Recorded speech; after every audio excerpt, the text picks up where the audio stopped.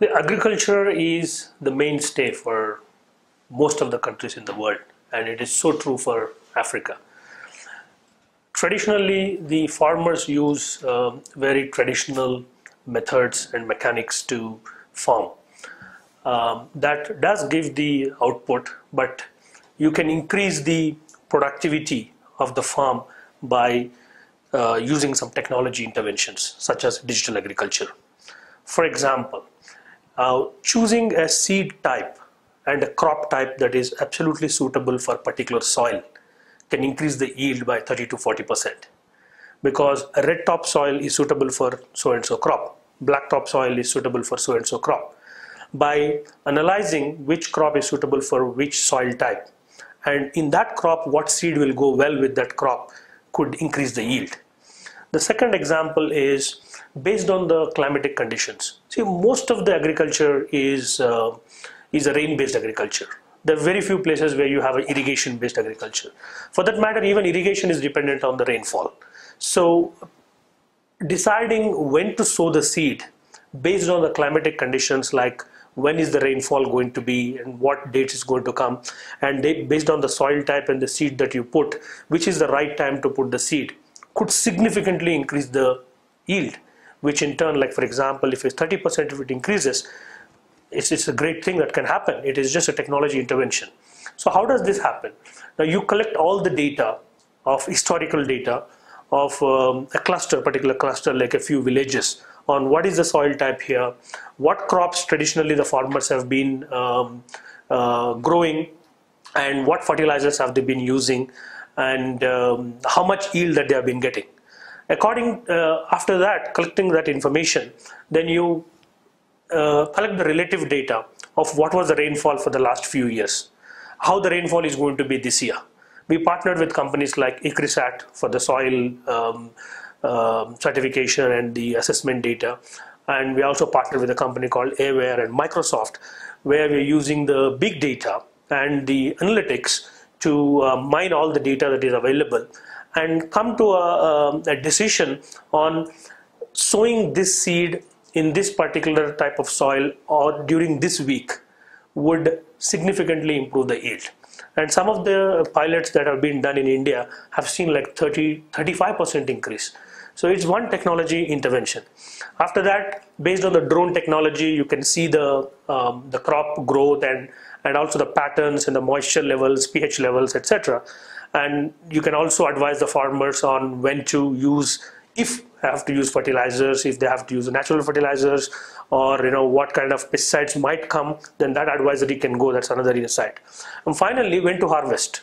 Right? Based on the growth of the field, you can also advise the farmers when to harvest. Some of the crops like sugarcane, you can have a week or two to decide on when to harvest, because immediately you have to know where you're going to store, how you're going to transport, but how long it will take to reach the processing units. So based on that, we can use the technology using digital agriculture platform, which uses a lot of analytics, big data, and the cloud intelligent platforms.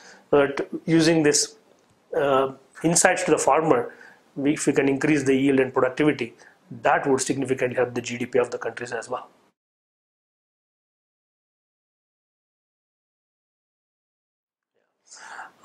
Big data, you have both the structured data and unstructured data.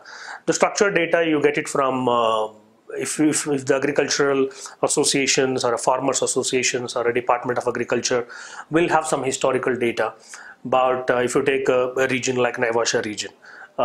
We traditionally know what is the size of the farmlands that have been irrigated, how many farmers are there, and what is the average yield per, and what are the traditional crops that they have been growing, and what techniques they have been using, how much yield are they getting, the type of the soil, the type of the seed that they are using. So all this data, we collect the data. And now you also collect the data which is a predictive data. Predicted data is, okay, this season we are going to have good rains. The rainfall is going to be so and so percentage as compared to the previous years, and these are the months and these are the years we might get more rainfall than expected. We might not get the rainfall that is expected, and these are the weeks that would come in. Accordingly, we also get the data from satellites, and then you get the sensor data like pH levels, moisture levels, the water sensors. So all this real-time information, plus the predictive information, plus the historical information, all that goes into a data mine. Now we run the machine learning procedure to come up with saying, for a particular seed, for a particular soil, for a particular season, based on the climatic conditions, then the algorithms run on the technology, and then comes with the decision insight. So that's the technology that can help to do the predictive analytics. And the underlying technologies are simple. You use the cloud for storage of all the data. You use the telecommunications to deliver the insights either through an SMS or a smart app or interactive voice response system.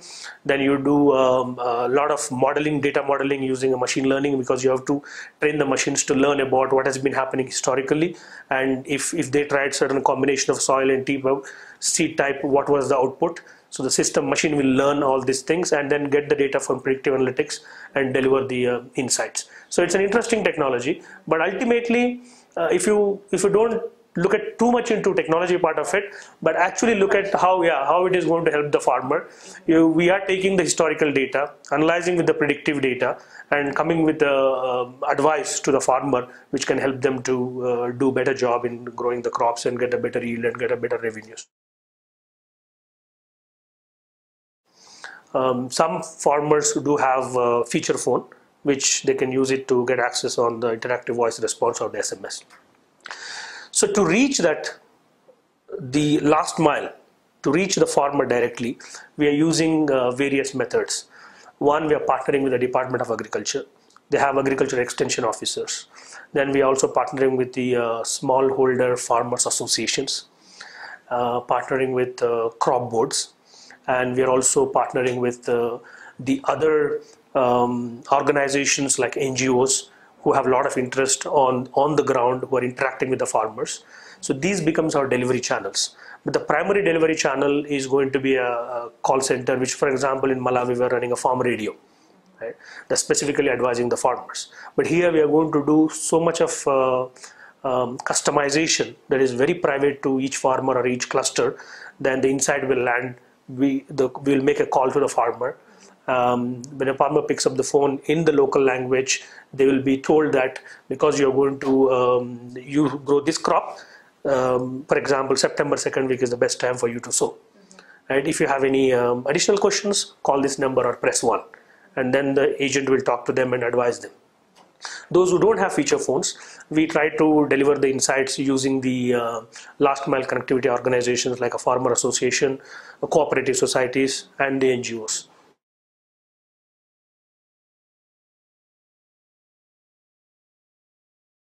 Yeah. We are collecting a lot of data right now, and a lot of many partners are also involved. It's not an easy task to collect the data, because to be honest, it is not a very structured data that you can get like manufacturing. Manufacturing is regulated. Manufacturing, there are organizations or control authorities, so they know what is produced in the country and what is exported, what is used, so you can get the data. But it's not the same when it comes to the agriculture, especially smallholder farmers. The data points are not available as they are available in different parts of the world like US or Europe. So the main difficulty right now is partnering with cooperative societies, farmer associations, Department of Agriculture, and collecting the data. So that's an exercise that is going on in Malawi, in Kenya, in Tanzania. So once that data collection exercise, though it's a one-time exercise, but it's a very important exercise. This is a first step. We are expecting that it will take anything between 3 to 6 months based on the remote regions and accessibility and availability of the officers. Once the data is collected, then we run the models. We are expecting that we do pilots for the next crop cycle. It depends on in East Africa, Southern Africa, we have September, October, November are the crop cycles, and some of them are in December as well. By the next crop cycle, which starts about March, we should be able to run at a full-fledged level. And once customers are accustomed to using this technology insights and also see the benefits, once they see the benefits of it, right? For example, a farmer who has followed the insight has seen 20 to 30% more yield or productivity as compared to the farmer who has not used the technology inside, then there is a clear comparison. They see the value, they see the benefit, and that's when the additional insights can be provided, because there's a trust that is established. And once the technology establishes the trust, then they come on board to access more insights like market information, additional information like access to finance, insurance to the crop, then group forming, like taking the insights from the other farmers who are doing a better job in particular region, connecting them to different countries and getting a better access to market, and then they can form a clusters to go with the processing units. If they want to invest in a mechanization, they can form groups and have collectively more power to purchasing power to get this mechanization. Again, we will remain as a technology partner, but we'll partnering with a lot of NGO organizations and other organizations who can bring in all this lot of value addition services like finance, etc.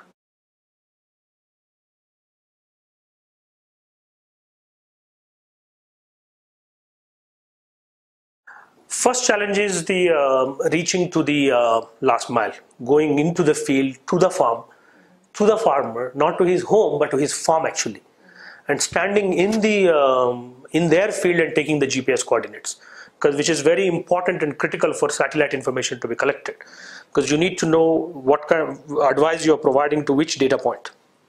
So that's going there physically with the team, standing in the field of that farmer, taking the GPS coordinates is one challenge. It's a time-consuming exercise, and you have to reach every corner of the country. The second difficulty we have is the data accuracy, especially the historical data. Because what technology would do, if you put garbage in, garbage comes out, right? If you put meaningful information, accurate information, the accuracy of the insight will be better. So that's another challenge, somebody to validate the data, the historical data, collection of the data and validation of the data, which is again a time-consuming exercise. Third challenge, which is not a significant challenge, is to make sure that to gain the trust of the farmer with the first insight that you're going to give them.